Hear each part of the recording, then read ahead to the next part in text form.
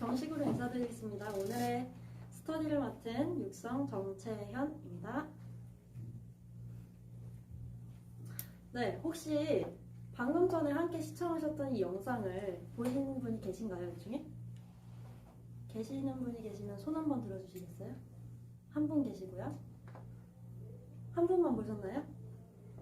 네, 생각보다 이 영상이요, 온라인 SNS에 떠돌았던 영상 중에 하나였는데요. 언뜻 보기에는 이 영상이 오늘 제가 설명드리고자 하는 KOK 플랫폼과 직접적인 상관이 있는가라는 생각이 드실 수 있어요.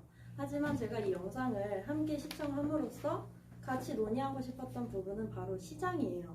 저희가 개인 사업자부터 시작해서 큰 대기업까지 사업을 진행한다고 했을 때, 어떠한 사업을 장사를 한다고 했을 때 가장 먼저 고려하는 부분이 바로 시장이죠. 어떤 시장에서 내가 어떤 아이템을 판매할 것이냐, 또한 내가 판매하고자 하는 아이템이 블루오션인지 레드오션인지 그런 것들을 알아보는 것은 필수 조건 중에 하나이죠. 심지어 그 부분이 아이템뿐만 아니라 그 지역과 빈도수와 찾는 타겟팅에 따라서 그런 부분들이 상이할 수 있는데, 그런 부분들을 보는 입장에서 저희도 함께 시장에 대해서 봐야 한다는 말씀을 드리고 싶은 겁니다. 왜냐? 저희는 KOK 플랫폼의 가치를 함께 만들어 나가고 기업의 가치를 만들어 나가는 초기 참여 유저이기 때문인 거죠. 저희가 이 플랫폼에서 단순히 이 디지털 콘텐츠 플랫폼에서 제공하는 콘텐츠를 소비하기 위해서 플랫폼을 다운로드 받는 것이 아니라 그 이상의 이 플랫폼의 가치를 만들어 나가기 위해서 이 플랫폼을 선택한 거기 때문에, 이러한 지금 현재 경제 흐름은 어떠한지, 그 흐름 속에서 시대적인 배경 속에서 KOK 플랫폼의 방향성은 어떠한지, 이런 부분들을 함께 살펴보면 좋을 것 같습니다. 자, 첫 번째로는요, 플랫폼에 대한 말씀을 조금 드리고 싶어요. 자, 시대적인 배경 중에 가장 대표적인 시대적인 배경이죠. 뭐죠? 위드 코로나. 이전에는 포스트 코로나라는 얘기가 있었지만 저는 이번에 위드 코로나라는 단어를 사용했습니다. 이제는 코로나와 함께 살아가는 세상이라는 얘기가 많이 있잖아요. 자, 코로나로 인해서 달라진 수많은 것들 중에 가장 크게 달라진 점은 바로 비대면화되었다는 것입니다. 저희가 이전에는 오프라인에서 사람이 얼굴과 얼굴을 마주하고 소통을 했다면, 이제는 지금 온라인으로 스터디를 참여하시는 것처럼 영상으로 얼굴을 마주하고 소통을 하고 무언가 컨텐츠를 소비하고 이벤트를 진행하고 또한 서비스를 이용하고 있죠. 그렇게 바뀌면서 많은 변화가 있었지만 굉장히 많은 부를 축적한 사업 분야가 있어요. 그게 바로 플랫폼입니다. 자, 그렇다면 플랫폼은 무엇인가? 지금 보시면 전 세계 시가총액 순위 10위 중에 7개가 무려 플랫폼 기업입니다. 혹시 플랫폼이 정확히 어떤 것인지 이해하고 계신가요? 플랫폼이란 단어가 저희 일상 속에서 굉장히 익숙해진 단어이기 때문에 플랫폼 하면 플랫폼 이렇게 반응하시는 분들이 많이 계시지만, 생각보다 플랫폼이 무엇인지 정확한 정의에 대해서 여쭈거나 혹은 플랫폼 기업의 먹거리에 대해서 여쭈었을 때 정확하지 않은 답변을 하시는 경우가 훨씬 많아요. 자, 이 플랫폼이라고 하는 것은요, 예를 들어 볼게요. 저희가 자주 사용하는 어플리케이션 중에 하나죠. 배달의 민족. 모두 아시죠? 네, 소리는 안 나셔도 이렇게 끄덕끄덕으로 반응해 주시면. 자, 배달의 민족에서 저희가 많은 일용할 양식을 해결하기도 하고요. 밤에는 야식을 시켜 먹기도 하죠. 이 배달의 민족이라고 하는 기업이요, 처음에는 어떤 한국인이 인터넷상에서 작은 어플리케이션 하나를 만들었어요. 근데 이 플랫폼이 독일에 얼마에 팔렸죠? 4조 원에 팔렸어요. 작은 어플리케이션 하나가 4조 원의 가치를 띄우는 데까지 도대체 어떤 것 때문에 이 기업의 가치가 그만큼 상승한 걸까요? 이 기업의 대표님이 굉장히 훤칠한 메모를 가지고 계셔서 그럴까요? 그렇지 않겠죠. 혹은 오프라인에서 열심히 전단지를 뿌리셔서 그럴까요? 그렇지 않겠죠.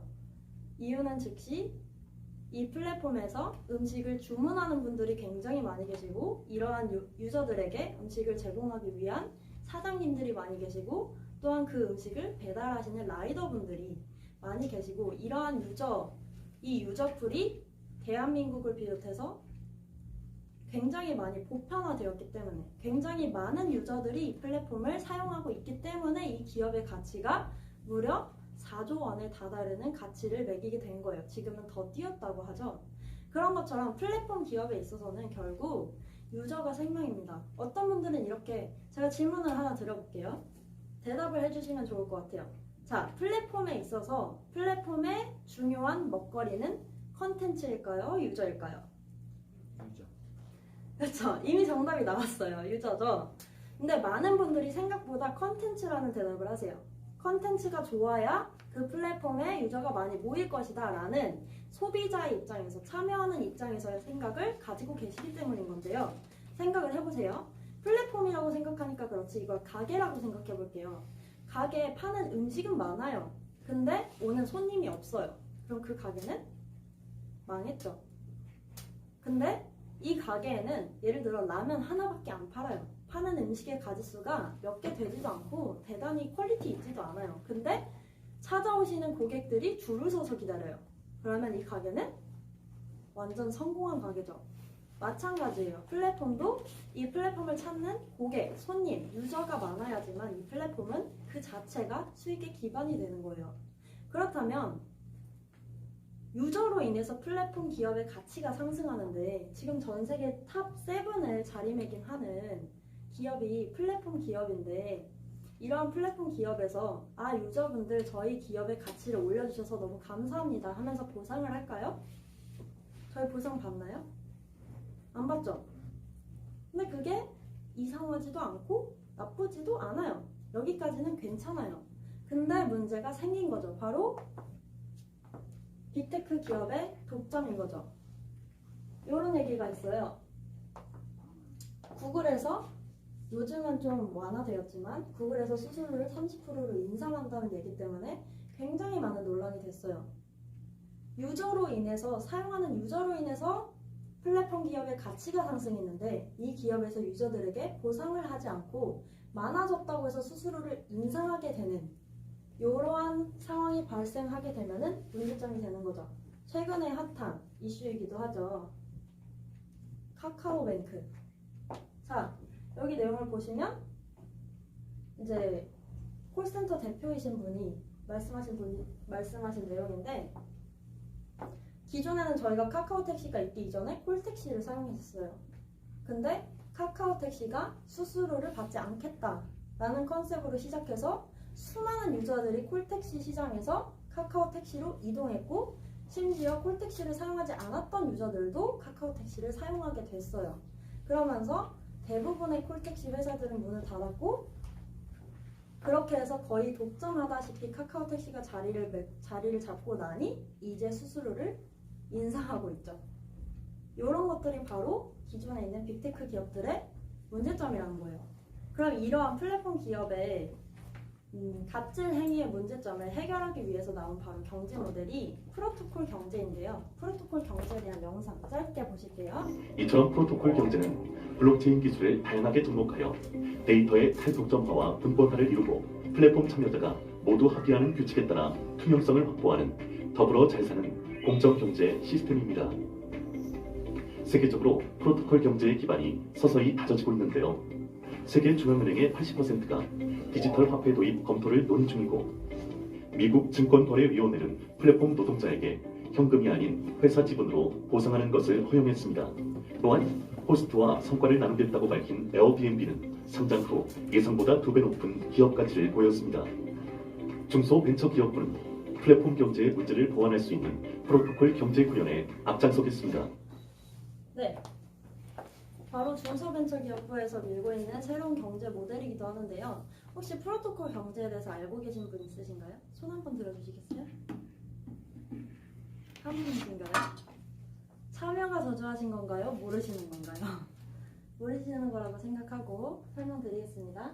일단 기존의 플랫폼 경제 같은 경우는 수수료 독식을 넘어서서 수수료를 인상하고 이 기업의 가치를 만든 유저들에게 더 더 많은 수수료를 받아내는 갑질의 형태를 띄우고 있어요. 이런 부분에 해결책이 될 수 있는 경제 모델로 바로 프로토콜 경제가 나왔는데요. 자, 프로토콜 경제를 간단하게 설명드리면 이거예요. 기존에 제가 배달의 민족이라는 어플리케이션을 예시로 들었어요. 근데 예를 들어서 저희가 음식을 한 번 주문할 때마다 배달의 민족에서 토큰을 하나씩 받는 거예요. 배달의 민족 토큰. 그러면은 저희가 한 번 주문할 때마다 하나씩 받으니까 계속해서 토큰은 쌓이겠죠. 좌표 넘어가네요. 바로 직접 계속해서 쌓이겠죠?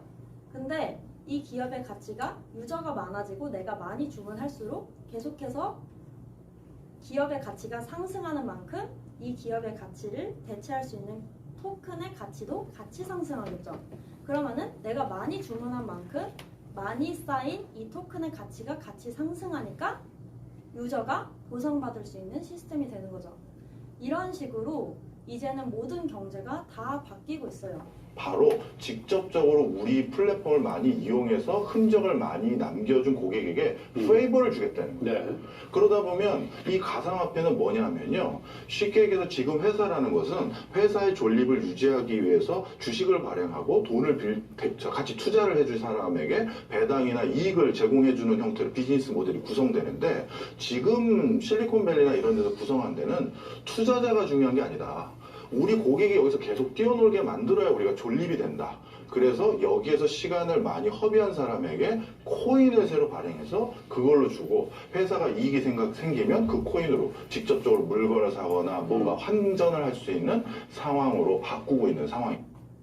네, 한국의 경제를 다루는 대표적인 이제 프로그램이죠. 한국경제TV에서 진행하는 프로그램 중에 하나인 경제전쟁꾼이라는 프로그램입니다. 이것을 보시면은 토론 형태로 지금 현재 흐름을 잘 재미있게 살펴볼 수 있는 내용들이 있는데요. 참고해서 여러분들도 찾아보시면 좋을 것 같고요. 그래서 플랫폼에게 유저가 가장 중요한데 결국은 유저를 어떻게 모을 것이냐 이 방법에 있어서 KOK 플랫폼은 저희 유저에게 제공하는 메리트로 바로 채굴을 선택하였습니다. 자, KOK 플랫폼에서 제공하는 채굴에 대한 설명을 조금 드릴 건데요. KOK 메인넷이 추구하는 DPoSS 방식은 기존의 POS 방식과 DPoS의 문제점을 해결한다. 좀 어려운 단어죠? 제가 쉽게 설명드릴게요. 기존의 단순 POS 방식은 상당히 많은 수의 토큰을 보유해야 한다는 단점이 있어요. 또한 기존의 DPoS라고 하는 채굴 방식은요. 소수의 몇몇 단체에게 대부분의 이익이 돌아가는 형식의 거버넌스상의 문제로 비판을 많이 받고 있는 채굴 방식이에요.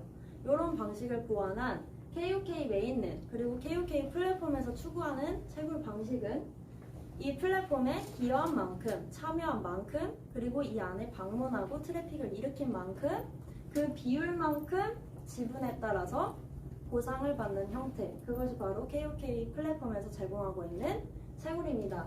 위의 내용은 최근 나온 최신 백서 41페이지에서 42페이지를 참고하였고요. 이러한 방식을 저희는 POP 오퍼링 방식이라고 해서 참여 증명 방식이라고 하죠. 자, 참여 증명 방식은 KOK 전 CTO이자 미디움의 현재 CA이신 최영규 박사님께서 지금 현재 고안해내신 방식입니다.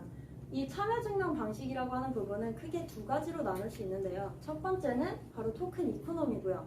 두 번째로는 리퍼럴 마케팅입니다. 자, 이 참여 개념에 이 두 가지가 있다고 하는데 토큰 이코노미라는 단어를 설명을 드린다면 인센티브 시스템을 기반으로 한 토큰 생태계라고 되어 있죠. 인센티브 모두 다 아시죠? 내가 하는 만큼 더 무언가 받을 수 있는 것을 인센티브라고 하잖아요. 프로토콜 경제를 설명할 때부터 같은 맥락에 있는 거예요. 그래서 내가 이 플랫폼에서 얼마나 더 기여하고 얼마나 더 무언가 행동을 했느냐에 따라서 토큰을 채굴하고 보상받을 수 있는 시스템이라고 이해하시면 되시고요. 자, 두 번째로 참여에 해당하는 부분은 바로 리퍼럴 마케팅입니다. 이 부분에 관련해서 많은 분들이 오해를 하시거나 정확히 이해하지 못하시는 분들이 많이 계세요. 오늘 조금 기본적인 설명을 드린다면 추천을 기반으로 하는 배타적 회원 모집 방식입니다. 이것을 전문 용어로 마케팅 용어로 했을 때 리퍼럴 마케팅인 건데요. 자, 리퍼럴 마케팅은 저희가 마케팅 쪽에서 근무하는 사람이 아니기 때문에 이 단어는 생소합니다. 하지만 저희에게 익숙한, 유저에게 익숙한 단어로는 바로 친구 초대하기라는 단어가 있어요. 이 친구 초대하기라고 하는 단어가 저희에게 퍼지기 시작한 시점이 바로 카카오에서 퍼뜨렸던 애니팡이에요. 친구를 초대하면 하트를 받았죠. 이제는 당근마켓, 저도 굉장히 애용하고 있는 어플리케이션인데요. 이런 당근마켓에서는 친구를 4명 초대하면 스타벅스 커피 쿠폰 1개를 주고요. 최대 30명까지 초대할 수 있어요. 마켓컬리 같은 경우는 친구를 초대하면 나 5,000원, 친구 5,000원이라는 포인트 적립이 되고요. 무한정으로 적립받을 수 있어서 되게 가장 많은 친구를 초대하고 몇백만 원 이상의 포인트를 지급받은 분들은 심지어 마켓컬리 내에 랭커로 올라가기도 합니다. 이런 식으로 친구 초대하기 마케팅은 지금 현재 큰 기업에서부터 작은 기업까지 굉장히 많은 쇼핑몰에서도 기본적으로 깔고 가고 있는 마케팅이에요. 이러한 마케팅이 KOK 플랫폼에도 똑같이 적용이 되어 있고, 이로 인해서 저희가 받는 보상이 있어야겠죠. 그 보상은 친구를 초대하면 내 채굴 속도가 증가합니다. 많은 분들이 내가 친구를 초대했을 때 어떠한 토큰을 받거나 돈을 받는다고 생각을 잘못 하시는 분들이 계세요. 정확히는 내 채굴 속도가 증가하는 겁니다.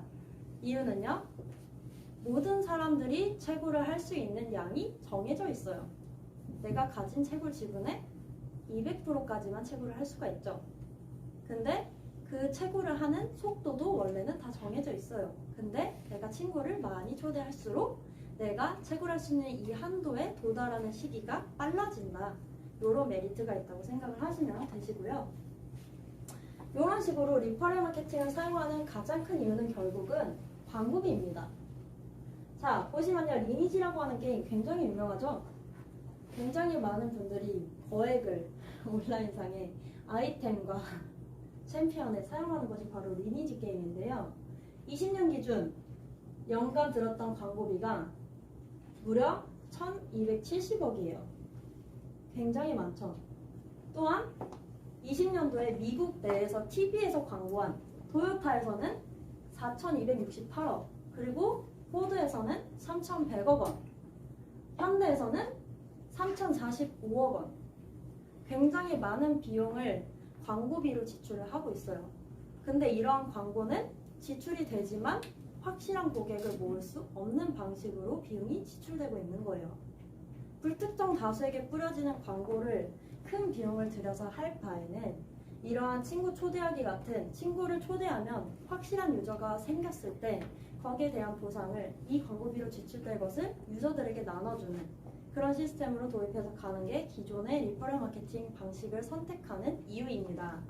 자, 현재 많은 기업들이 리퍼럴 마케팅을 비롯해서 브랜딩하고 광고하는 방식을 전면적으로 바꾸고 있어요. 대표적인 게 바로 테슬라입니다. 똑같은 자동차 회사들이지만 이들과 테슬라는 광고하는 방식이 달라요. 테슬라는 브랜딩 철학이 광고비 0원이라고 합니다. 신기하죠? 광고비를 하나도 들이지 않고 지금의 테슬라 브랜드 가치를 만들어낸 거예요. 심지어 테슬라에서는 차를 판매한다고 생각하는, 저희가 흔히 생각하는 딜러분들이 개인적으로 차를 판매하는 딜러가 아니라 회사 내에서 그 중국에서 유명한 그 뭐죠? 고급 샤브샤브 브랜드 있잖아요. 하이딜라오. 거기처럼 직원을 추천을 기반으로 해서 뽑는다고 합니다. 이런 식으로 진행한 대표적인 곳이 바로 테슬라고요. 현재 광고하는 방식이 또한 이렇게 바뀌고 있어요. 지금까지는 많은 비용을 들여서 유명한 연예인들이나 셀럽을 통해서 광고를 했다면, 이제는 그들이 가상세계에 있는, 가상에서 만들어진 연예인들과 패션 모델을 사용하고 있는 이런 형식으로 바뀌고 있다는 거죠. 자, 이런 식으로 많은 시대가 바뀌면서 계속해서 이런 달라지는 모습으로 광고를 해나가고, 그렇게 하는 이유는 뭘까요? 최대한 광고비를 줄이고 확실한 유저를 많이 모으기 위해서죠. 왜요? 유저 수가 증가하면 더 많은 컨텐츠가 연결이 되고 더 많은 컨텐츠가 연결이 되면 결국 유저 수는 또 증가하는 게 플랫폼의 생태계이기 때문입니다. 자, 공식적인 플랫폼의 소개를 드리겠습니다. KOK 플랫폼은요, Fair, Share, Enable 이라고 하는 세 가지 가치를 실현하는 것을 목표에 두고 있고요. 첫 번째, Fair. 모든 크리에이터가 공정하게 플랫폼의 자산을 이용한다. 두 번째, Share. 가치와 비전을 공유하고 그에 따른 공정한 수익을 배분한다. 세 번째, Enable. 크리에이터들의 창작의 자유가 보장되는 이런 세 가지를 목표로 만들어진 디지털 콘텐츠 플랫폼이고요. 자, KOK 플랫폼을 딱 한마디로 정의를 내린다면 바로 아래 써져 있는 이 한마디입니다. 세계 최초 POP 오퍼링 시스템으로, POP 오퍼링 시스템 뭐였죠? 참여 증명 방식이죠. 참여 증명 방식으로 프로토콜 경제를 실현한 블록체인 디지털 콘텐츠 플랫폼입니다. 이 한마디에 들어있는 모든 하나하나 단어가 어떤 것을 의미하고 어떤 시장을 내포하고 있는지가 정확히 이해가 되신다면 더 이상 이 강의는 듣지 않으셔도 됩니다. 그 정도로 이 한마디가 굉장히 중요해요. 지금 이 정식 소개에 오기까지 제가 설명드린 모든 내용은 결국 이 하나하나의 단어와 그 배경과 그 시장을 함께 논의한 부분이거든요. 자, 마지막으로 보실 부분은 디지털 콘텐츠 플랫폼이에요. 이렇게만 보셔도 아시죠? 뭐예요? 굉장히 흥했던 오징어 게임이죠. 이걸 보면서 저도 한번 만들어 봤습니다. 달고나요. 근데 실패했어요. 완성입니다. 그래서 한 번 더 도전했습니다. 근데 탔네요. 이처럼 지금 오징어 게임으로 인해서요, 전 세계에 수많은 외국인들이 국자를 태우고 있대요. 그게 바로 한류 컨텐츠의 힘이에요.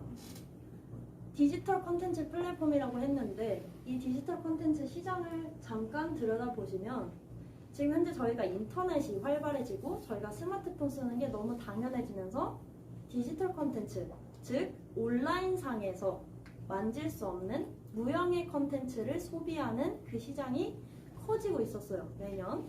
근데 코로나19 때문에 만나질 못하고 다 온라인상으로 해결하니까 그 시장 규모가 훨씬 빠르게 많이 커지고 있어요. 보세요. 예전에는 영화 데이트를 한다. 영화 데이트. 그럼 무조건 어디 가죠? 극장을 가죠. 영화 데이트를 하자고 하면서 집에서 TV로 영화 보자고 하면은 그날 저녁밥은 없죠. 근데 이제는 넷플릭스로 집에서 영화를 보는 게 너무나도 당연해졌어요. 그러니까 이 시장을 소비하는 유저가 굉장히 많아지고 그게 너무나도 저희 일상 속에서 당연해졌다는 거예요. 근데 신기하게도요, 그런 디지털 콘텐츠 전체 시장 규모에서 가장 많은 돈의 가치를 만드는 것이 바로 한국 콘텐츠예요. 한국 영화, 한국 드라마, 한국 게임, 한국 음악. 음악으로 따지면 방탄소년단을 빠뜨릴 수 없겠죠. 지금 네이버에서 진행하고 있는 제페토라고 하는 메타버스 플랫폼도 전 세계 2억 명 이상이 사용을 하고 있어요. 근데 신기하게도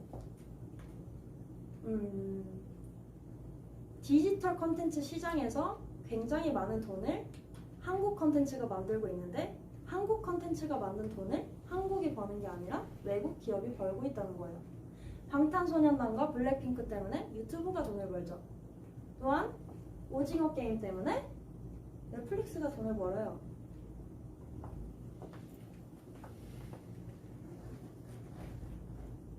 보시면 설계자는 넷플릭스, 한국 컨텐츠 제작사는 말로 이 게임에 참여하는 꼴이에요. 한국 드라마 제작사 협회 관계자는 넷플릭스는 제작비를 대는 대신 수익을 나누지 않는 것을 기본으로 삼는다고 말했다고 합니다. 이런 식으로 컨텐츠는 한국에서 제공하는데 그로 인한 수익은 전부 외국 기업이 벌어가고 있다. 안 그래도 디지털 컨텐츠 시장 규모가 날로 커져가고 있기 때문에 전 세계에서 포커스를 맞추는 산업 분야 중에 하나인데 대한민국 정부 입장에서는 더더욱 그런 상황이 되어버린 거죠. 그러니까 대한민국 정부에서도 국내 대한민국에서 시작한 디지털 콘텐츠 플랫폼 기업을 지원하겠다라고 하는 정부 정책을 내놓을 수밖에 없는 배경이 된 거죠. 그런 배경 속에서 KOK 플레이라고 하는 대한민국에서 시작한 디지털 콘텐츠 플랫폼이 시작이 됐고요. 그러니까 이런 자리에 참석이 가능했다고 생각을 하거든요. 보시면 제2차 한중 기업인과 전 고위 정부 공식 대화입니다. 이 자리에 참석하신 분들의 명단을 보시면 정세균 전 국회의장을 비롯해 박용만 대한상인회장, 최태한 SK회장, 정의선 현대자동차 수석부회장 등등 이런 분들이 15분이 참석을 하셨어요. 근데 한중이기 때문에 한국에서만 참석하신 게 아니라 중국에서도 이 정도 되시는 분들이 참석을 하셨거든요. 근데 이런 자리에 스타트업 기업, 수많은 중소기업들이 있는데 그들이 아니라 스타트업 기업의 대표 자격으로 유일하게 KOK에서 참석을 했어요. 이거 굉장히 대단한 일이거든요. 이거 하나만 가지고도 사실 이 플랫폼에 많은 것들을 생각할 수 있는 부분인 거예요. 잘 들여다보시면. 근데 참관만 한 게 아니라 참석하여서 발언을 하였어요. 기업에 대한 브리핑을 하였거든요. 이게 단순히 저희가 생각하는 이 플랫폼이 뭐 저희가 채굴을 하고 보상을 토큰으로 받는다고 해서 이거를 코인 회사라고 생각을 한다면 일개 코인 회사가 이런 자리에 참석할 수 있었을까요? 기업에 대한 브리핑을 할 수 있었을까요? 그런 질문들을 조금 더 들여다보시고 해보시면 좋겠다는 생각이 듭니다. 자, 이러한 KOK 플랫폼에 지금 현재 수많은 유저가 이미 모여져 있는 상태고 전 세계 약 140개국 정도 참여를 하고 있으며 약 50만 명 정도의 진성 유저를 보유하고 있습니다. 그 중에 대한민국 유저는 겨우 5만 명도 채 되지 않습니다. 외국 유저가 훨씬 많죠. 지금 저희가 바라보는 이 플랫폼의 관점과 전 세계 유저들이 바라보는 이 플랫폼의 관점이 다를 수 있다는 부분을 한 번 더 생각해 보시면 좋을 것 같아요. 자, 전 세계 각지에 있는 유저들이 소통하는 커뮤니티 센터인데요. 그 중에 제가 조금 주의 깊게 바라보게 되었던 부분이 바로 여기 진안에 있는 커뮤니티 센터예요. 보시면은 큰 건물 하나에 겉에 전체적으로 KOK 플랫폼을 홍보하고 있어요. 근데 뭐 한국에서 이렇게 해도 대단하기는 한데 중국에서 이렇게 한다는 게 굉장히 대단한 일이거든요. 중국에서는 어떠한 토큰을 포함하고 있는 블록체인 기술, 뭐 블록체인 회사라고 하는 것들이 들어오는 부분에 굉장히 민감하고요. 허가를 받기가 쉽지 않아요. 게다가 한국 같은 경우는 혹시나 이러한 뭔가 긍정적인 피해를 입히게 되면은 징역살이라거나 벌금살이라든가 벌금을 묻죠. 근데 중국 같은 경우는 목숨을 내놓아야 하는 그런 법이 있어요. 그렇기 때문에 이렇게 센터를 운영하고 저렇게 큰 빌딩에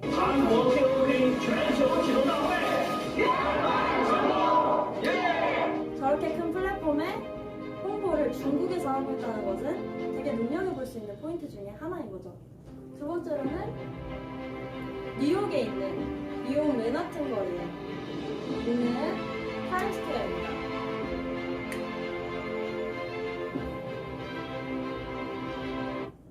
네, 이 타임스퀘어에서 홍보를 한다는 것도 굉장히 의미가 있어요. 멋있어서가 아니고요, 뉴욕이어서가 아니고요.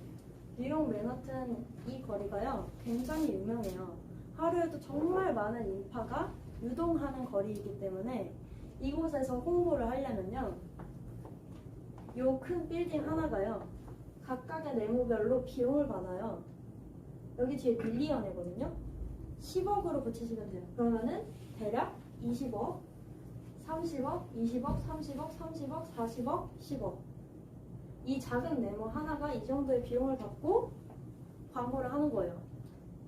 근데 이 광고 또한 아무 광고나 받아줄까요? 지금 기존에 광고하는 곳들 보세요. 어느 정도 인지도가 있고 그래도 검증된 곳들만 광고를 받고 있어요. 그런 곳에 KOK 플레이가 전면을 다 광고한다는 것은 이것 또한 굉장히 의미 있는 부분이에요.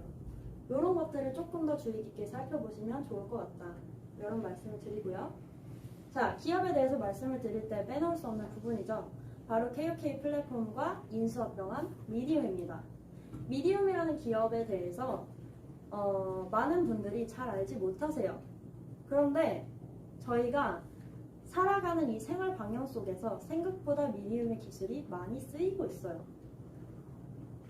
현재 미디움이라는 기업은 세계 최고의 블록체인 속도를 보유하고 있는 기업이고요. 이러한 속도를 기반으로 블록체인 기술 솔루션을 전 세계에 있는 기업들에 제공하고 있는 기업입니다.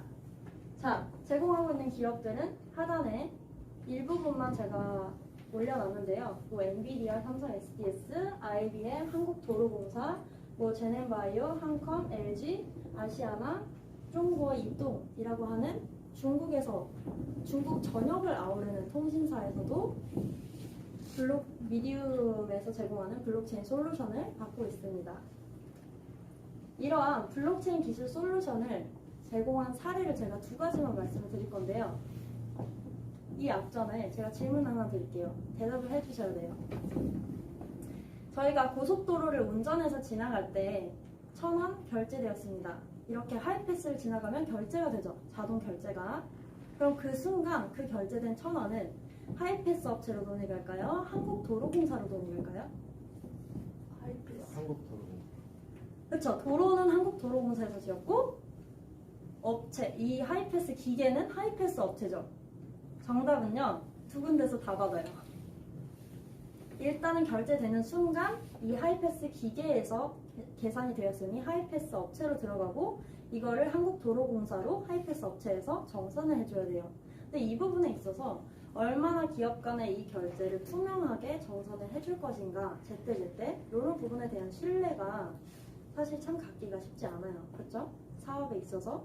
그래서 이런 부분을 해결하기 위해서 미디움에서 기술 솔루션을 제공했어요. 결제되는 순간 즉시 블록체인 네트워크 상에서 투명하게 정산하여 도로공사에게 정산해주는 시스템. 이런 식으로 지금 시스템을 솔루션을 제공을 하고 있고요. 두 번째로 말씀드릴 건 바로 CBDC예요. 혹시 CBDC가 무엇인지 아시는 분 계신가요? 아세요? 전자화폐요. 가까웠습니다. 아시는 분? 아세요? 무엇이죠? 한국은행에서 발행한 거. 아, 정답입니다. 자, 센트럴 뱅크 디지털 커런시라고 해서요. 중앙은행에서 발행하는 디지털 화폐를 CBDC라고 합니다. 한마디로 중앙은행이기 때문에 정부에서 발행하는 디지털 화폐인 거죠. 지금 현재 정부와 중앙은행에서 발행하는 저희가 사용하는 화폐가 뭐죠? 현금이죠. 이렇게 꺼내서 내는 현금. 근데 이게 이제 바뀌어요. 디지털 화폐로. 이것은 한국에서만 진행하고 있는 부분이 아니라 가장 먼저 시작을 중국에서 했어요. 미국은 달러 패권이 위협을 받을까봐 하지 않고 있다가 중국에서 먼저 시작해서 가시행을 하니까 이제는 중국에서요 결제 이렇게 꺼내서 결제 안 해요. 다 핸드폰으로 띡 하면 전부 결제 끝나요. 그래서 미국도 오히려 더 위협을 받는 상황이 됐어요. 그래서 미국도 뒤따라서 개발 중에 있고 당연히 우리나라 대한민국도 CBDC를 개발하고 있습니다. 그 외에도 전 세계에서 CBDC를 개발하고 있어요. 저희가 알든 모르든 인정하든 안 하든 이미 저희의 화폐는 사라지고 디지털 화폐로 대체될 것이라는 거죠. 그러한 결제 선상에 암호화폐가 같이 자리하고 있을 거라고 생각하기 때문에 이 시장에 어느 정도 기회는 있다고 저희가 생각을 하는 부분이 있는 거죠. 자, 제가 CBDC 얘기를 왜 했을까요? 미디움 얘기하면서 바로 이러한 뉴스 때문이에요.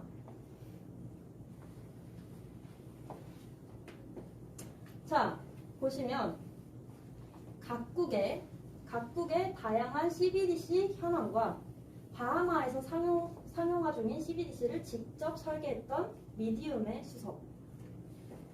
여기 보실까요? 현재 시중은행의 CBDC 컨설팅에 참여 중인 미디움이 국내 시중은행 CBDC 사업 모델을 발행 이런 얘기들이 기사에 담겨 있어요. 이런 기사들은요, 한국의 CBDC 현황에 대해서 논하는 기사예요. 미디움에 대해서 논하는 기사가 아니라 한국 CBDC에 대해서 논하는데 여기에 미디움이 여러 번 거론이 된다는 것은 이런 부분을 참고해서 저희가 참여하고자 하는 기업의 사이즈를 판단할 수 있는 거죠. 이런 기사도 있어요. 두빈나리 소프트는 이에 CBDC뿐만 아니라 중국의 DCEP, 중국의 DCEP는 그냥 중국의 CBDC라고 보시면 돼요. 등 다양한 국가의 디지털 화폐까지 결제 영역을 확장할 예정이다. 이런 뉴스들을 조금 더 상세히 살펴보시면 어떤 기업인지 더 아시기 좋을 거라 생각합니다. 자, 그 다음 페이지에서 보여드리고 싶은 거는 바로 미디움의 재단 임원진이에요. 물론 요 분들 한 분 한 분이 정말 대단하신 분들이에요. 요 분들의 이력이나 경력 이런 것들을 찾아보시면 대단하신 분들인데 요 한 분 한 분이 얼마나 대단하신 분인지를 설명드리고 싶어서 이 페이지를 띄운 게 아니고요. 이 페이지에서 제가 말씀드리고 싶은 건 딱 하나예요. 결국 저희는 이 플랫폼의 가치를 계속해서 같이 만들어 나가고 이 가치가 상승할 것을 기대하고 있는 초기에 참여하는 초기 참여 유저인데 이런 입장에서 기업을 이끌어 나가는 임원진을 봤을 때 이분들이 전부 다 공인이라는 거예요. 기업 대표가 한 분이 아니고 여러 명의 임원진 형태로 구성이 되어 있는데 그분들이 전부 다 공인이라고 하는 것은 또한 이분들이 공식적으로 리스크를 지고 가시는 부분이기 때문에 그런 부분들을 통해서 저희 또한 신뢰를 쌓아 나갈 수 있는 부분 중에 하나가 될 수 있는 거죠. 이 페이지는 제가 조금 색다르게 리뉴얼을 해봤는데요. 저에게는 굉장히 의미가 있는 페이지예요. 마일스톤 1기. 이 플랫폼이 처음 시작한 이래 나왔던 로드맵이에요. 로드맵이라고 하는 거는 앞으로의 진행할 계획들이나 런칭될 부분이나 요런 기획하는 부분들이 담겨있는 게 바로 로드맵이죠. 근데 보통의 대부분의 회사들은요. 어떠한 로드맵이나 플랜을 내놓아도 그거를 현실화시키는 데 굉장한 어려움을 갖습니다. 경험해보신 분들은 아시겠지만 특히 블록체인 회사라고 하면서 어떠한 암호화폐 형태가 포함이 되어 있는 기업 같은 경우에는 상장권이라던가 가격이라던가 혹은 어떤 국가 제휴라던가 MOU까지는 갈 수 있어도 그 다음 MOA를 넘어서서 실질적인 체결까지 진행되지 않는 경우가 너무나도 많아요. 여러 가지 핑계들이 많죠. 업데이트를 비롯해서 뭐 정부 정책이 시대적으로 뭐가 어떻고 그런데 똑같이 시작했던 하나의 플랫폼에서는 앞으로 내놓았던 로드맵들을 계속해서 빠르게 바뀌고 있는 시대 속에서 꿋꿋이 지켜냈다는 거예요. 계획한 것들을 실현시키는 데 있어서 눈덩이가 이미 이만큼 생겨났으면 굴리기 어렵지 않죠. 근데 아무것도 없는 상태에서 눈덩이를 만들어 나간다는 게 참 어려운 거잖아요. 근데 그 시작에 이만큼 시작부터의 1년 동안의 약속을 전부 다 지키고 시간을 앞당겨서 현실로 만들어냈다는 거는 그 다음의 1년도 그 다다음의 1년도 충분히 이 회사의 성장 가능성을 신뢰하고 갈 수 있는 부분이 생기는 거죠. 그래서 저에게는 이 마일스톤 1기 이 페이지 때문에 사실 저는 이 플랫폼을 선택하게 된 이유가 가장 큽니다. 그래서 꼭 보여드리고 싶었고요. 자, 커밍 로드맵, 다가오는 로드맵입니다. 메이저 거래소 연속 추가 상장이 예정되어 있고요. 머지리티라고 하여서 이 다음 페이지에서 제가 설명드릴 서비스인데 증강현실 서비스도 오픈 예정 중에 있고요. 그리고 3.0 버전으로 플랫폼이 업데이트되면서 메인넷이 공개되게 되죠. 3.0 영상입니다.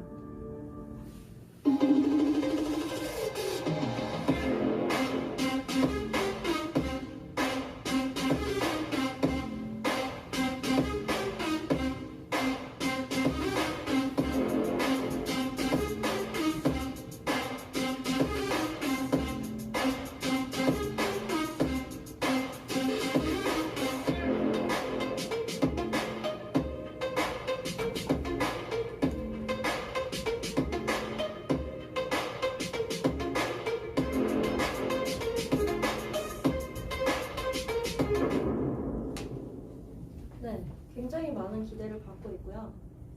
이어서 방금 말씀드렸던 머지리티 서비스, 그게 무엇인지 제가 설명을 드리면요. 지금 핸드폰 다 가지고 계시죠? 핸드폰에서 카메라를 누르시면요. 이 카메라가 비추는 곳이 이 핸드폰 화면에 담기죠. 이렇게 생긴 SNS인데 비추는 곳에 그 사물이나 그 공간에 대한 정보가 실시간으로 온라인에 판매를 하거나 구매를 하거나 공유될 수 있도록 뜨는 거예요. 이러한 서비스, 이러한 SNS 형태로 제공이 되는 게 바로 머지리티 서비스인데요. 기존의 SNS 방식도 굉장히 많이 바뀌었어요. 처음에는 싸이월드로 2D로 시작을 했다가 그 다음에는 페이스북, 그 다음에 유튜브, 인스타그램 이런 형식으로 바뀌면서 사진 형태로 공유되는 걸로 바뀌고 그 다음에는 이제는 릴스라고 해서 영상으로 나의 모습을 담고 일상을 공유하는 형태로 SNS가 바뀌었어요. 이 다음에 진화할 버전은 바로 증강현실입니다. 저희 메타버스 얘기가 굉장히 많은데 저희가 살아가고 있는 세상은 현실이잖아요. 현실과 가상세계를 이어주는 중간 다리 역할을 할 것이 바로 저는 증강현실 서비스라고 보거든요. 이 부분을 오픈 예정 중에 있기 때문에 이 부분 또한 굉장히 많은 기대를 갖고 있습니다. 마지막으로 말씀드릴 부분은 바로 저희가 이 플랫폼에 참여함으로써 보상받는 또한 저희가 다양한 개념에서 채굴할 수 있는 KOK 토큰에 관련된 얘기입니다. 자, 총 발행량은 50억 개예요. 굉장히 많아요. 50억 개면 굉장히 많죠? 근데 그 중에 전체 30% 정도밖에 되지 않는 15억 개만 최종 유통량입니다. 이것이 무슨 말이냐? 지금 저희가 살 수 있는 명품 가방 중에 가장 비싼 브랜드가 어디죠? 에르메스죠. 에르메스가 왜 비싸죠? 그쵸, 희소성. 개수가 한정되어 있기 때문에 비싸요. 뭐 여러 가지 더 비싼 이유들이 있겠지만은 개수가 한정되어 있는 상태에서 예를 들어서 에르메스에서 올해 10개의 가방을 에디션으로 내놓았어요. 근데 그 중에 7개를 불태워버리겠대요. 딱 3개만 남는 거예요. 그러면 가치가 굉장히 많이 더 치솟겠죠. 그런 효과를 가져오는 게 바로 소각이에요. 그래서 최종 유통량 중에 전체의 30%만 최종 유통량으로 남긴다고 하는 것은 암호화폐를 관리하고 운영하는 데 있어서 굉장한 호재라고도 볼 수가 있어요. 지금 현재는 이더스캔에서 확인하실 수 있지만 4차 소각까지 이루어진 상태고요. 두 번째로 토큰에 대해서 논하지 않을 수 없는 부분, 바로 상장된 거래소죠. 지금 현재 7군데에 상장이 되어 있고요. 빗선 글로벌, 이제는 빅글로벌로 명칭이 바뀌었죠. 그리고 ZB 거래소가 혹시 중국에서 가장 큰 거래소인 거 알고 계셨나요? 가장 큰 거래소예요. 그 다음 비트렉스는 북미권에서 네임밸류가 가장 오래된 곳 중에 하나이고요. 쿠코인은 전 세계 거래소 순위 4위, 5위에 등재하는 거래소예요. 저희 한국인들에게 제일 신뢰할 수 있는 1위 거래소가 어디야 하면요. 바이낸스를 외치지 않고요. 업비트를 외쳐요. 저희에겐 업비트가 중요하잖아요. 근데 업비트는요. 전 세계 순위 100위권 안에도 못 들어요. 근데 전 세계 순위에서 4, 5위권에 드는 거래소에 상장이 되었다는 것은 굉장히 대단한 사실인 거죠. 또한 이제 암호화폐 관련해서 일을 해보시거나 투자를 해보셨던 분들은 굉장히 공감하실 거예요. 대부분의 코인은 비상장에서 시작을 해요. 근데 비상장에서 시작을 했는데 상장을 못하는 경우가 대다수이고 또한 상장을 했는데 가격이 굉장히 많이 빠른 시간 안에 하락하는 게 또한 많은 경우입니다. 그렇기 때문에 상장을 못해도 피해를 보고 상장을 해도 피해를 보는 경우가 굉장히 많습니다. 근데 이런 부분을 보세요. 비상장에서 구매를 했는데 상장하면 가격이 떨어지는 이유는 너무나 당연해요. 비상장일 때 상장을 하면 팔아야지 하고 구매를 했는데 그렇게 구매하신 분들밖에 없는데 상장을 하면 당연히 너도나도 다 팔 텐데 가격이 떨어질 수밖에 없겠죠. 이런 부분들이 지금까지 10년 동안에 이 암호화폐 시장에서 굉장히 문제가 많이 되었던 부분 중에 하나였어요. 근데 그 부분에 있어서 비상장으로 시작했던 KOK 토큰이 어느새 7군데에 상장이 되어 있고 상장 후에 가격이 떨어지는 것이 아니라 지속적으로 올랐다는 게 굉장히 놀라운 사실입니다. 처음 시작 가격은 0.14달러에서 시작해서 지금은 3달러까지 가격이 상승했죠. 근데 이 상승한 게 갑자기 팍 오른 거는 누군가가 세력이라고 칭하죠. 자금을 활용해서 그런 식으로 할 때가 있어요. 근데 그런 형태가 아니라 2년이라고 하는 굉장히 긴 시간 동안 천천히 다지면서 올라왔다는 거예요. 이런 차트는 아마 어떤 암호화폐 차트를 가지고 오더라도 보지 못할 차트예요. 그런 부분들도 조금 더 주의 깊게 보시면 좋으실 것 같고요. 아래에 있는 핫빛, 몽고거래소, 베트남 거래소 같은 경우는 더 놀라운 사실이 있죠. 이 세 군데는 자율상장을 했어요. 자율상장은 협의해서 계약을 맺고 상장을 한 게 아니라 이 거래소 자체에서 상장된 네 군데 거래소에서 물량을 사다가 거래소에 상장을 시킨 거예요. 보세요. 상장을 시키려면 여기서 거래를 해야 되잖아요. 유저들이. 거래가 가능하려면 어느 정도 물량을 거래소에서 보유하고 있어야 돼요. 그럼 그거는 물건으로 따지면 재고가 되겠죠. 똑같이 물건으로 대입해 볼게요. 예를 들어서 제가 저기 이탈리에서 어떤 물건을 띄워와서 판다고 해볼게요. 근데 그 가게와 협약을 맺어서 거기서 물건을 공짜로 보내주는 게 아니에요. 제가 프랜차이즈가 아니에요. 전 그냥 개인 사업자예요. 그러면은 저는 제 돈을 들여서 물건을 띄워오는 거란 말이에요. 근데 이 물건을 찾고 와서 구매하시는 분들이 없으면 이건 고스란히 저의 재고가 돼요. 그렇죠? 근데 제가 이걸 띄워왔다는 거는 이걸 구매하실 고객이 있을 거라고 생각하고 이 시장성에 대해서 비전을 보기 때문에 띄워오는 거잖아요. 같은 의미에서 보시는 거예요.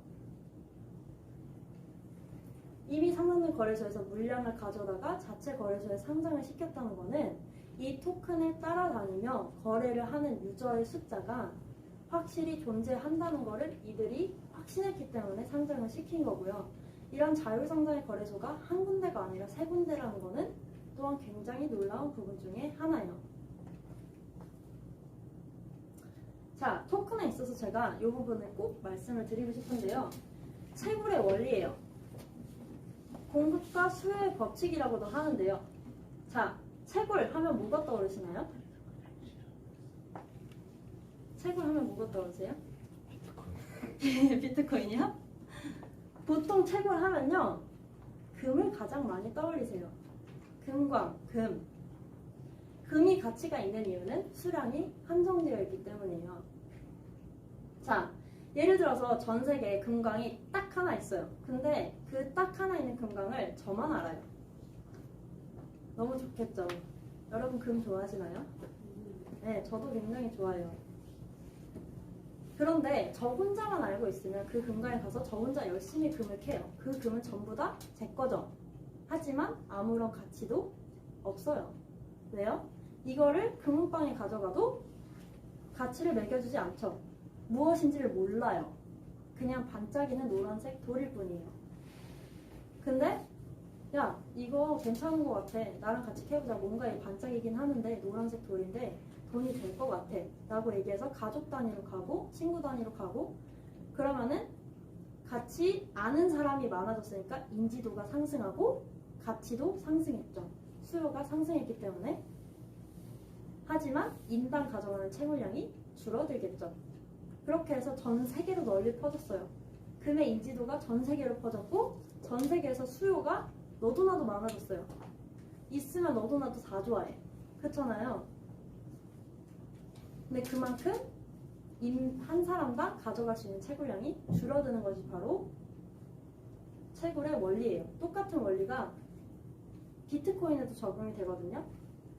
자, 참여하는 사람이 없을 때는 인지도도 적고 가치도 적어요. 하지만 참여하는 사람이 많아지면 가치가 생기고 인지도도 생기고 하지만 인당 가져가는 채굴량은 줄어들어요. 이 동일선상에 있는 비트코인은요. 현재 실질적인 채굴이 2040년까지 가능해요. 지금이 2021년도니까 아직 한 20년 정도는 더 채굴을 할 수 있겠죠? 자, 근데 오늘 날짜에 비트코인 한 게 얼마죠? 7천만 원이 넘었어요. 며칠 전만 해도 6천만 원대였는데 7천만 원이 넘었죠. 한 개에 7천만 원이에요. 10개만 갖고 있어도 좋겠다, 그죠? 100개 갖고 있는 사람은 너무 좋겠다, 그렇죠? 신기하게도요, 이런 비트코인이요, 초창기 비트코인 채굴할 수 있었을 때 하루에 10,000개가 나왔어요. 하루에 10,000개가 나오던 때가 있었어요. 10,000개면 얼마예요? 7천만 원이 10,000개면? 생각만 해도 좋으신가요? 7천억이에요. 네, 70억, 700억도 아니고요. 7천억. 이틀만 채굴해도요. 1조가 넘어요, 자산이. 그러면은 요때 당시에 채굴해서 딱 한 일주일치만, 아니 못해도 이틀치만 저장해둔 상태로, 가지고 있는 상태로 지금까지 왔으면 이미 조 단위의 자산을 형성한 사람들이 수도 없이 많아야 되잖아요. 왜 그렇지 않을까요?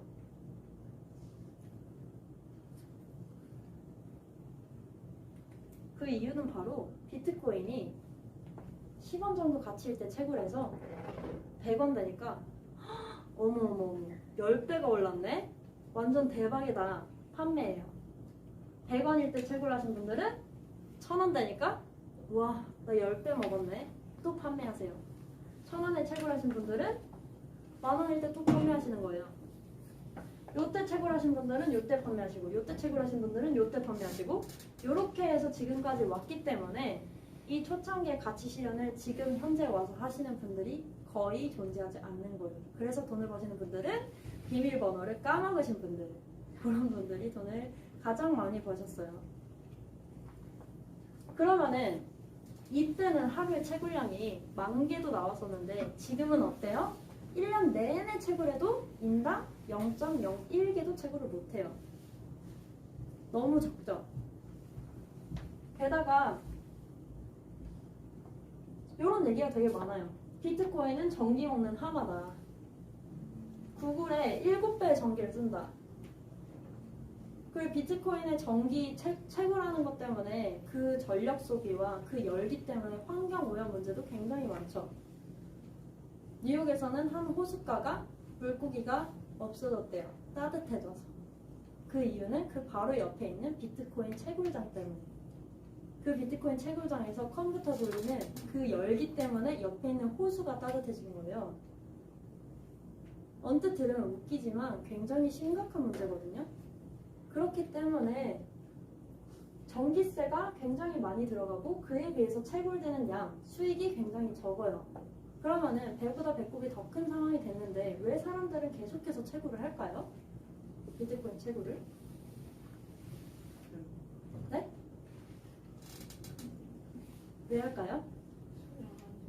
그쵸? 아직은 20년 넘게 채굴할 수 있는 기간도 남아있고 앞으로의 가치가 더 상승할 수 있다고 생각하기 때문에 지금 전기세가 지출이 더 커도 채굴에 참여를 하고 있는 거죠. 같은 원리가 KOK에도 적용이 됩니다. 자, 초창기에 KOK 채굴했을 때는요, 참여하는 사람이 적으니까 인지도도 적었어요. 아는 사람도 별로 없고 가치도 없었어요. 당연히 인당 가져가는 채굴량은 굉장히 높았죠. KOK를 채굴할 수 있는 시간은 5년 정도 되고요. 시작을 19년도에 시작했으니 대략 24년쯤 끝난다고 본다면 지금은 21년이니까 2년 정도 지났습니다. 지금 현재 가격이 얼마죠? 3달러로 고정되어 있죠. 근데 초창기에 채굴됐던 양은 8,571개. 한 달 채굴량이에요. 같은 지분 기준으로. 그러면 8,571개면 얼마의 가치죠? 단순 계산하더라도 3824, 24,000달러죠. 이 채굴량은 저희가 지분을 베이스로 하기 때문에 $10,000 정도의 지분을 가지고 참여했다고 했을 때 한 달 채굴량이에요. 그럼 보세요. 제가 $10,000를 가지고 참여를 했어요. 근데 한 달의 채굴량이 24,000달러 이상이 나와요. 말 되나요? 말 안 되죠. 사기죠. 딱 들으면 사기 같아. 240%가 말이 돼요? 안 되잖아요. 근데 그게 현실적으로 가능한 이유가 뭐예요? 이 가치가 이때의 가치가 아니라 지금의 가치로 환산했기 때문에 가능한 거예요. 그런 원리를 모르니까 코인이 사기라고 이야기하시는 분들이 그렇게 많은 거죠. 이때 당시의 가치는 0.14달러. 굉장히 낮았죠. 그리고 지금의 채굴량도 233개로 줄었어요. 채굴량 보세요. 8,000개에서 233개. 얼마나 줄었죠? 한 20배가 줄었어요. 채굴량이. 근데 대신에 가치도 한 20배 정도 상승했죠.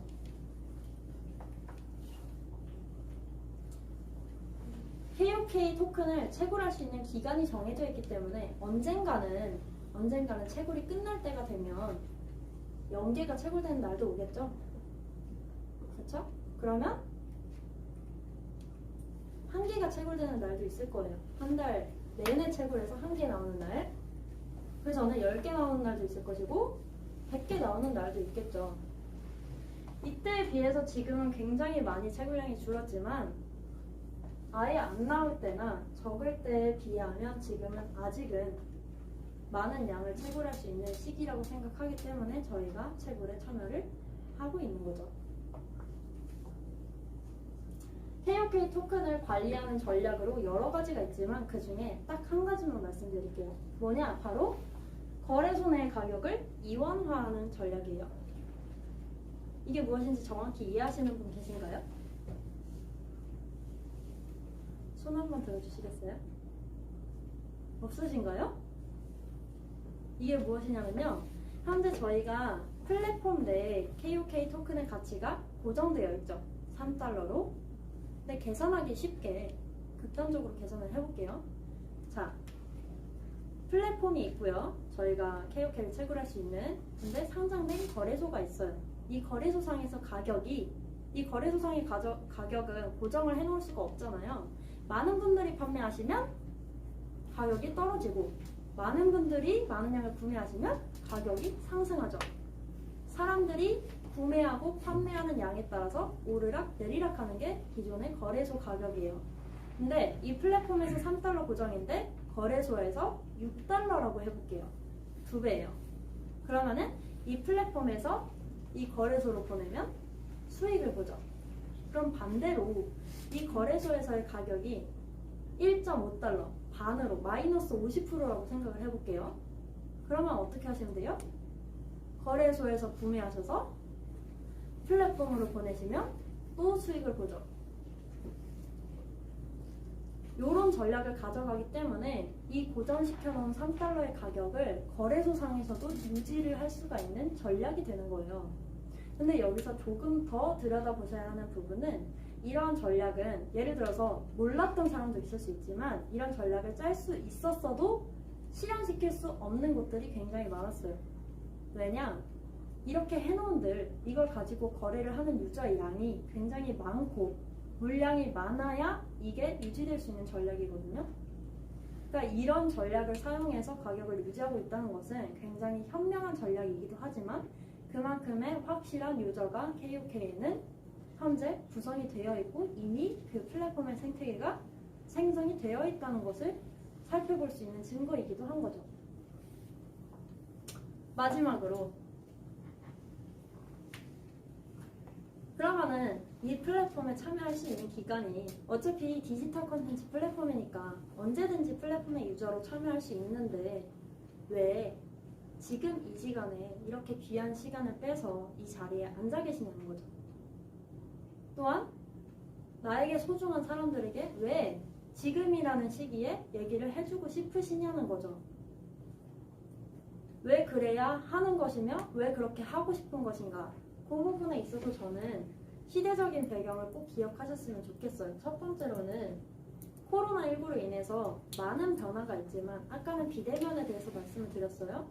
그 중에 대표적인 또 하나의 변화가 많은 분들이 경제난을 겪고 계시죠. 경제적인 어려움을 겪고 계세요. 거기에 대한 정부의 대처 방식이 뭐였죠? 재난지원금이죠. 재난지원금을 받는 입장에서는 재난지원금 신청하면 받을 수 있는 거 이렇게 생각하실 수 있어요. 근데 이걸 지급하는 입장에서 생각을 해보자는 거예요. 구도를 바꿔서 나무가 아니라 더 멀리서 전체 숲을 바라보게 되면요. 무엇을 발견할 수 있느냐? 전 세계적으로 수많은 통화량이 증가했어요.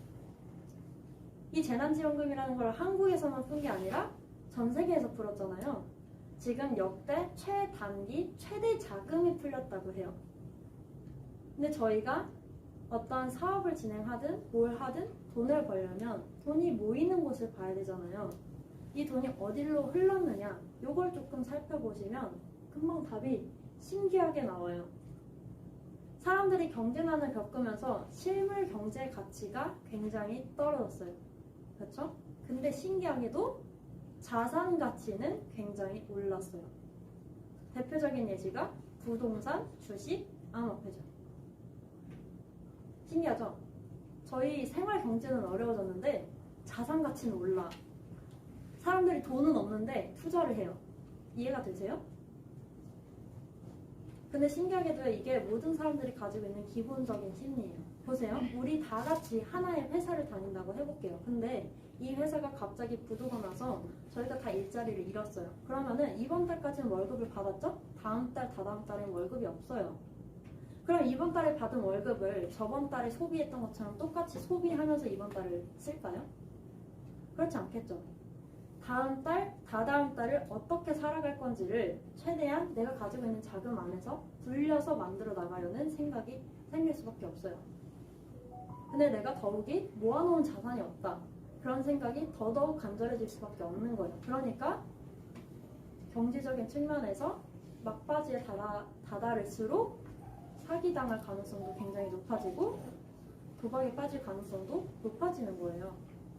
그런 심리가 우리 모두에게, 모든 사람들에게 있기 때문에 경제가 어려워지니까 어떻게든 자산을 불려야겠다는 생각을 모두가 갖게 되는 거예요. 그러니까 주식에 대해서 부정적으로 생각하던 사람들도 이젠 다 기본적으로 주식하죠. 나이 있으신 분들도 중년층도 그러시겠지만 20, 30대는요 거의 80% 이상이 다 암호화폐예요. 그냥 재밌고 신기해서 할까요? 대세라서 할까요? 그렇게 시대가 바뀌고 있다는 거예요. 근데 이 자산이, 이 자금이 유동한 곳에 가장 많은 자산이 몰린 것이 이 세 가지 중에 암호화폐예요. 근데 이 암호화폐는 굉장히 특이한 기능을 가지고 있어요. 바로 무엇이냐? 제가 여기 써놨죠? 결제 기능이에요. 보세요. 제가 예를 들어서 여기 앞에 있는 편의점을 가서 물 한 병을 사는데 사장님 제가 물 한 병 결제를 할 건데 저기 제가 강남에 부동산을 좀 가지고 건물 한 채를 가지고 있는데 그 지분으로 좀 결제 좀 해주세요. 되나요? 안 되죠. 사장님 제가 삼성전자 주식 한 100주 가지고 있는데 그 중에 저기로 결제 좀 해주세요. 되나요? 안 되죠. 사장님 제가 현금 말고 암호화폐로 결제할게요. 되나요? 되죠? 지금 편의점에서 암호화폐 결제 다 되죠? 지금 유명하고 큰 백화점들, 스타필드 같은 데서도 코인은 암호화폐로 결제할 수 있는 무인 카페들이 늘고 있어요. 그런 서비스들이 늘어나고 있어요. 결제를 할 수 있는 기능을 가지고 있는 자산의 가치를 가지고 있는 형태의 무언가라는 거예요. 그럼 보세요. 전 세계적으로 부동산과 주식이 가지고 있는 시장 규모가 얼마나 커요? 돈이 직접적으로 투자되는 부분이기 때문에 굉장히 크죠. 근데 그들을 가지고 결제할 수는 없어요. 저희의 일상생활에서 사용할 수는 없다고요. 근데 저희의 일상생활에서 당연하게 띡띡 결제할 수 있는 기능을 가지고 있는 암호화폐는 얼마나 더 큰 시장을 가져갈까요? 근데 지금요 전 세계 암호화폐 점유율이 10%도 안 돼요. 암호화폐를 접하고 사용하고 인지하고 이 시장 규모가 단순히 2배, 3배 커질 것 같으세요? 결제도 할 수 있는데 시대가 바뀌고 있는데 전 세계에서 암호화폐를 자산으로 인정하고 있는데 그렇지 않아요. 최소 6배, 7배, 60%, 70% 아니죠. 600%, 700% 이상은 성장할 시장이라는 거예요.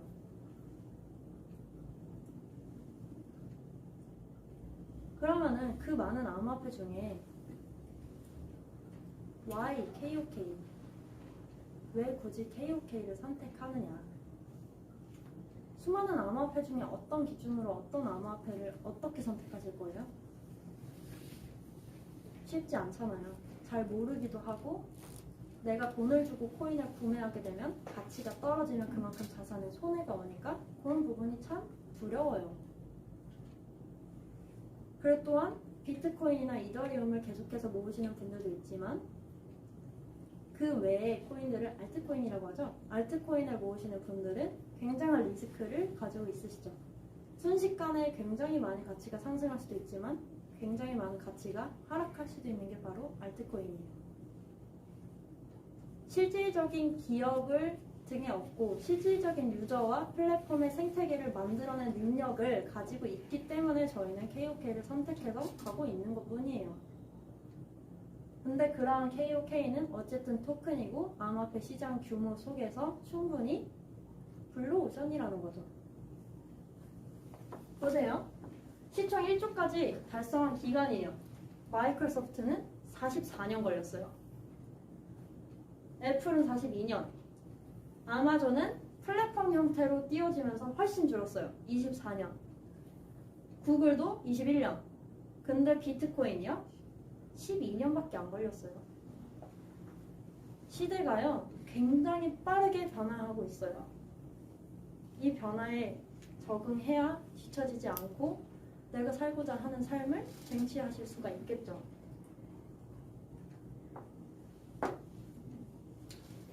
(2009년도 10월 13일입니다) 정확히 12년 전 오늘이에요.